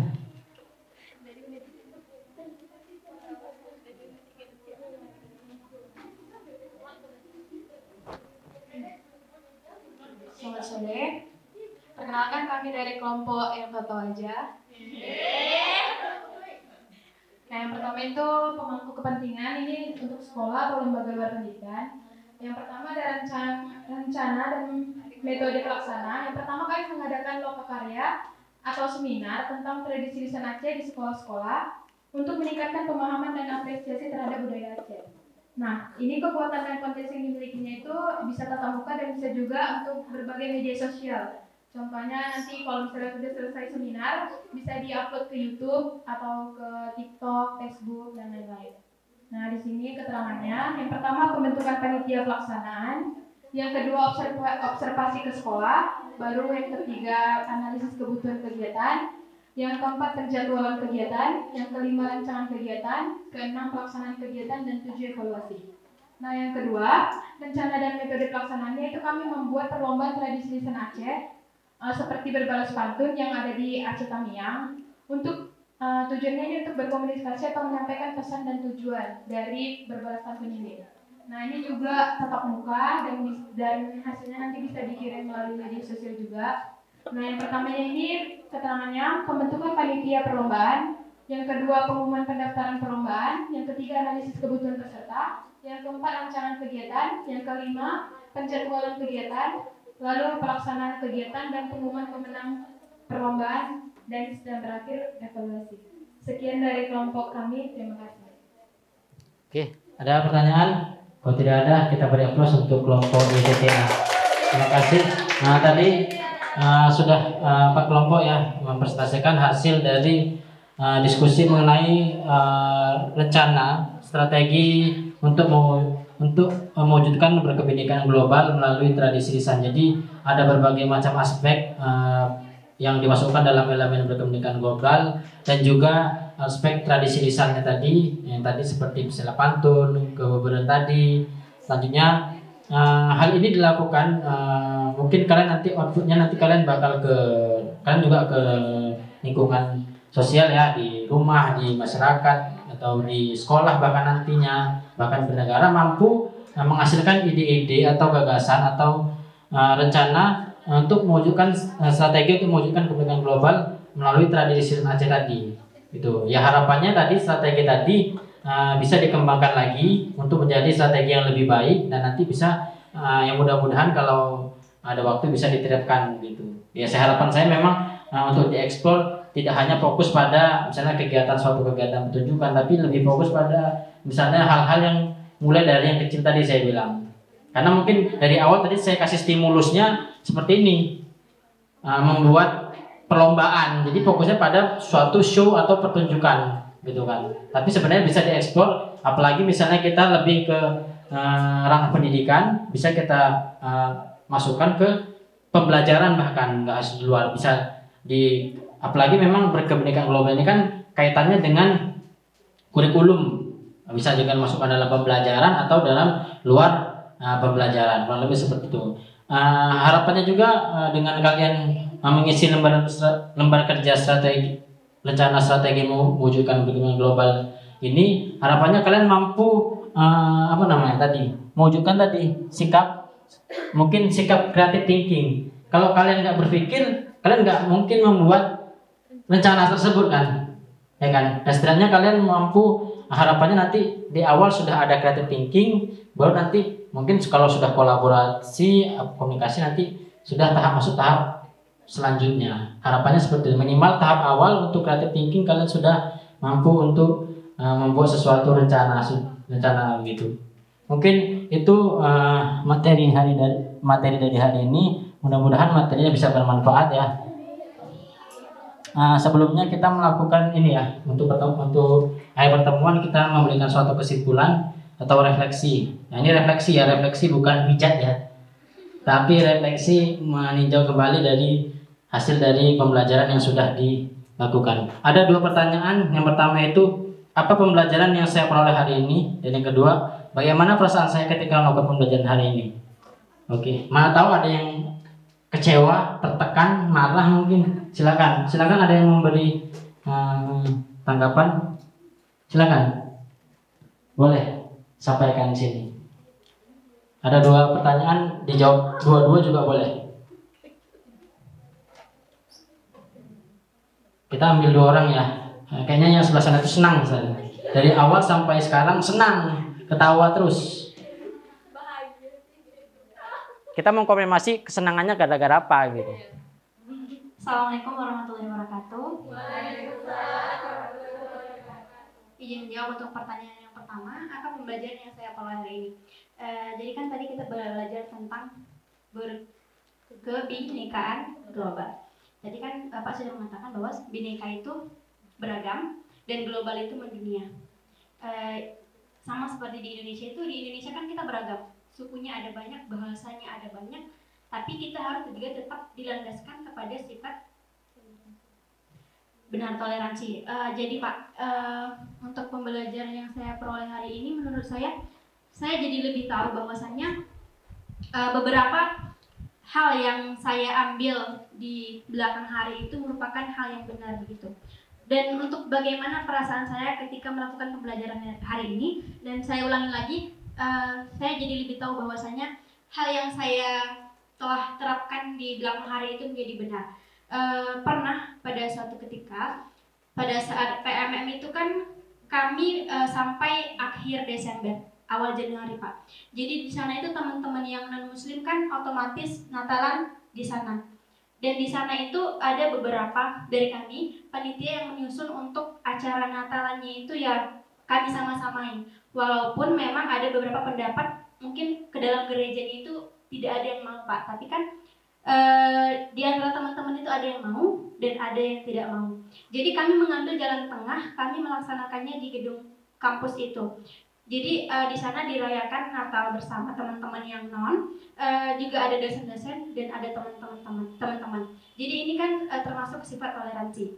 Jadi menurut saya setelah belajar ini saya tadi langsung terlintas, oh ternyata pada saat itu teman-teman yang lain, kami itu telah melakukan yang namanya toleransi antar umat beragama, antar umat yang beragam sukunya.